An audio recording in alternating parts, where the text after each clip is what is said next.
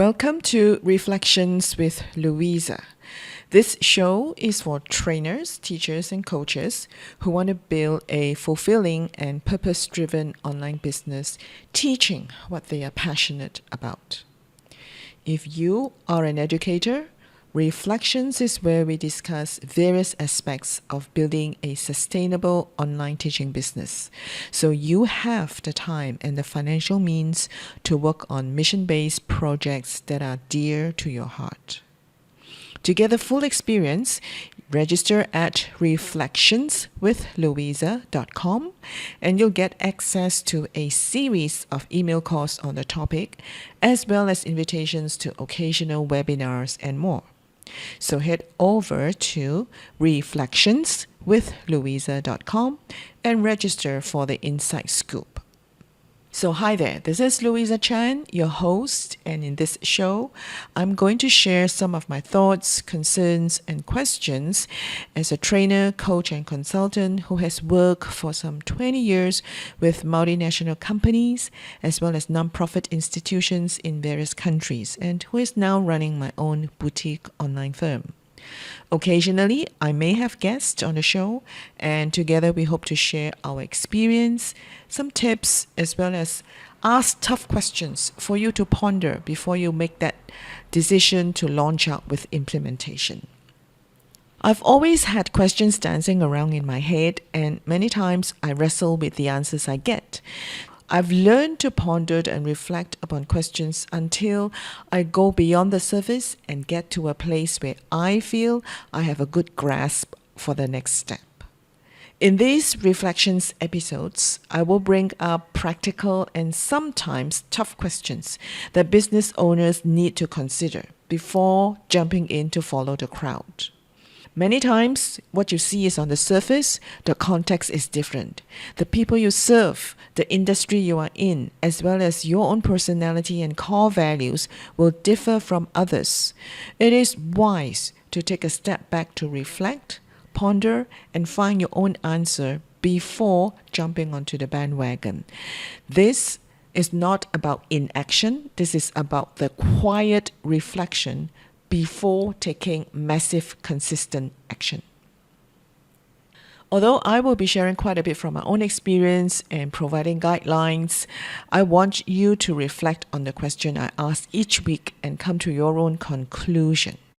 A coach asks tough questions, and a consultant can give advice, and I like to invite you to meditate upon the matter, think through it, and make independent decision, because your situation could be very different, and it's okay to consider the issue from different perspective, so long as you take a stand, not to be indecisive, and to take action, not to procrastinate.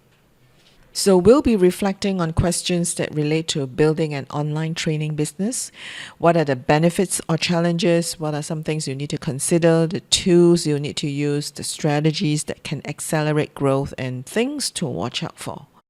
My first job out of the university was to lecture part-time at Taylor's College. This is an Australian matriculation program, the equivalent of a Canadian grade 13 program. I've since taught and conducted corporate trainings in various countries around the world. But somehow I gravitate towards teaching, even though I was at one point an IT consultant with MNC and project manager implementing enterprise level resource planning program to big brands. See, the problem with not reflecting is that when we don't think, we do not internalize the issue.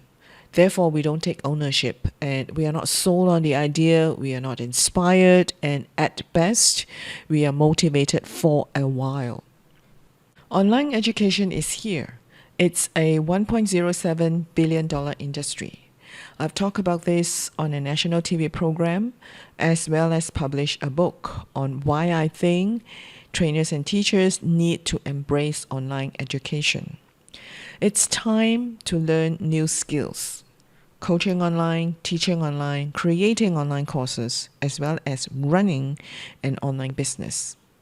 It is not in the future, it is already happening now. Ivy League colleges are offering MOOC. The Dean of Harvard Business School just recently admitted at the inaugural class of online business students that the first version of a business basic program, largely for undergraduates who are humanities and STEM majors, have had an unqualified success. And this is a big deal. So he is saying it is possible to deliver a highly satisfying educational experience to students over the internet. So today you can be an online professor or trainer. And in Asia Pacific, we have one of the highest acceptance rate for online education, as is shown here in the diagram. But we are not going to do it just to follow the trend. Unless you know why you are doing it and how you are doing it differently, it is not easy to succeed because competition is tough. And contrary to what some gurus teach, working from home and doing online marketing is not about pushing some ATM machine and somehow effortlessly you get some passive income to go on vacation on the beach. I'm also not referring to offering your teaching service with some third-party teaching marketplace. We are talking about starting your own online teaching business so you have full control of what you want to teach, how you want to teach, where you want to teach, and whether you want to apply a certain philosophy. I'm not saying that you should not work as a freelance trainer. I still do freelance gigs sometimes. But the point here is to start building your business slowly but surely.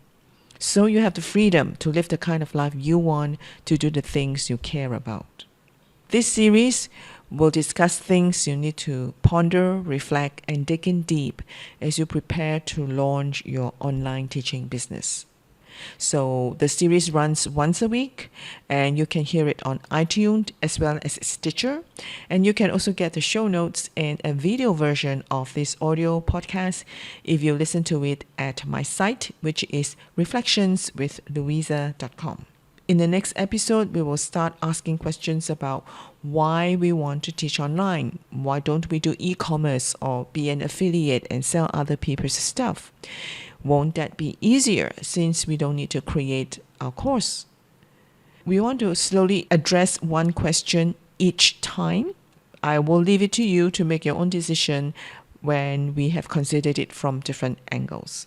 So if you don't want to miss the next episode, head over to Reflections with Louisa and register, and you'll be informed of the next show. You will also have access to the show notes, the video version, and invitations to occasional webinars. So many have been lured to the online world with the seduction of online marketing, which has burnt many, including me, but who have since learned to be wiser. And I wouldn't want to see you make the same mistake. So in the coming episodes, we will consider questions that you need to ask yourself honestly as you prepare to launch your online teaching business. We want to understand the logistics, the strategies, the implementation, as well as the mindsets required. If you find this series helpful, make sure you share it with someone who needs the information. They'll be glad you share it with them. And to support this program, you can proceed to iTunes to leave me a rating and a review. I look forward to chatting with you. If you have any questions, feel free to leave me a comment, and I will catch up with you next week. So thanks for spending your time with me.